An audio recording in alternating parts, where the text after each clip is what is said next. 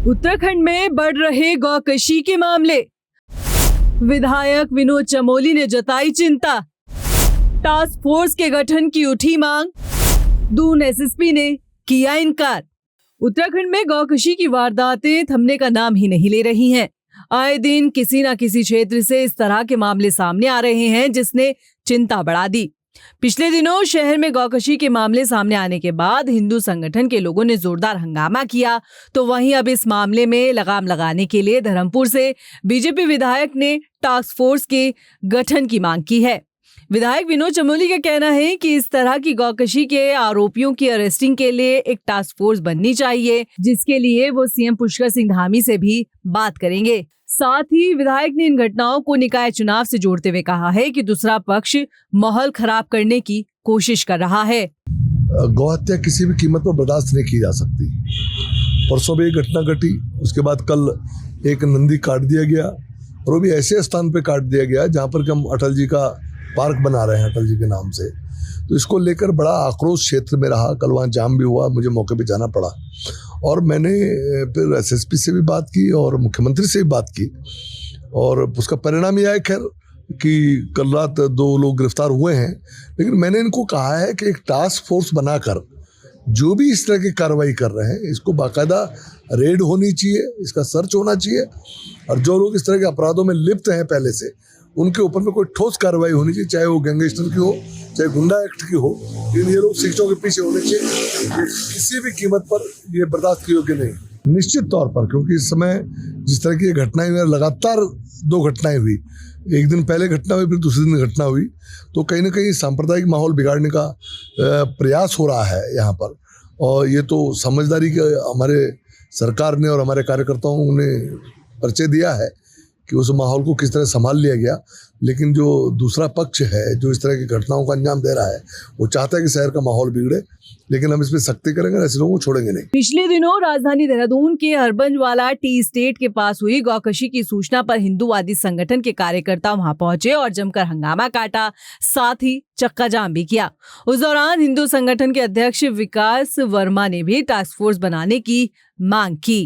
पूर्व में त्रिवेंद्र रावत जी की सरकार के अंदर और टास्क फोर्स बनाई गई थी स्पेशल गौ रक्षा के नाते, क्योंकि जिस प्रकार से उत्तराखंड को दूषित करने का प्रयास, ये आप उत्तर प्रदेश में योगी सरकार का डंडा सख्त है, और जितने भी क्राइम करने वाले लोग हैं सब कहाँ सॉफ्ट टारगेट है उनका उत्तराखंड, और उत्तराखंड में वो लोग बिल्कुल बेखौफ। आप देखिए कल जिन लोगों की मुठभेड़ पुलिस के साथ हुई है, मैं उनको कोरोनेशन हॉस्पिटल में देख के आया, उनके चेहरे पर किसी प्रकार का भी कोई दहशत नहीं था, प्रशासन का कोई खौफ नहीं था, क्योंकि उनको बचाने वाले वकील लाइन में खड़े हुए हैं, उनको दोष साबित होगा ही नहीं। और मुझे लगता है कहीं ना कहीं कानून को और सख्त होने की आवश्यकता है। प्रदेश मुख्यमंत्री और अधिक छूट देंगे तब ये संभव है, वरना कोई भी पुलिस वाले अपने आप को दांव पर रखकर इस प्रकार का निर्णय नहीं ले सकते। क्योंकि जिस प्रकार पूर्व में भी यहाँ पर मुठभेड़ के मामले में पुलिसकर्मियों को दोषी किया गया था, इससे पुलिस का मनोबल कहीं ना कहीं गिरा है।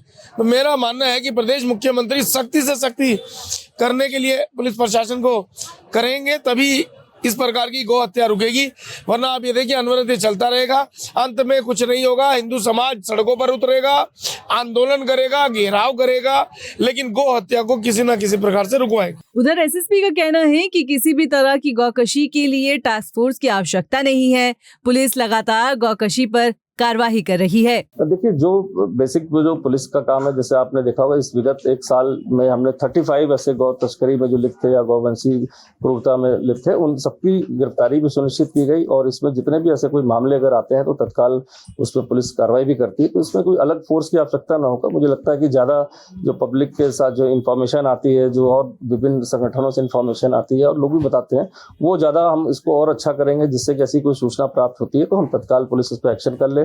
जहां इस तरह की शिकायतें प्राप्त हो रही हैं कि इस तरह के गलत काम किए जा रहे हैं या कहीं जो है मीट को गलत तरीके से काटा बेचा जा रहा है, तो उस पर भी हम दृष्टि रखेंगे, कहीं कोई इस तरह की गलत ना हो। और इसमें कोशिश ये रहेगी कि जो फूड इंस्पेक्टर हमारे हैं, इस बार भी बात की जा रही है कि अचानक की विभिन्न स्थानों पर जहां से शिकायतें हैं वहां उसके फूड सैंपल्स को भरा जाए कि कहीं वो कोई गौवंशी जानवर का मांस तो नहीं बेच रहा है, जिससे कि कम से कम अगर ये चीज अगर टेस्ट में आती है तो नेचुरल सी बात है मुकदमा भी दर्ज होगा, और उस पर जो लाइसेंस होगा या जो उसका प्रतिष्ठान होगा वो भी बंद होगा। तो इस पर भी हम कार्रवाई शुरू करने जा रहे हैं।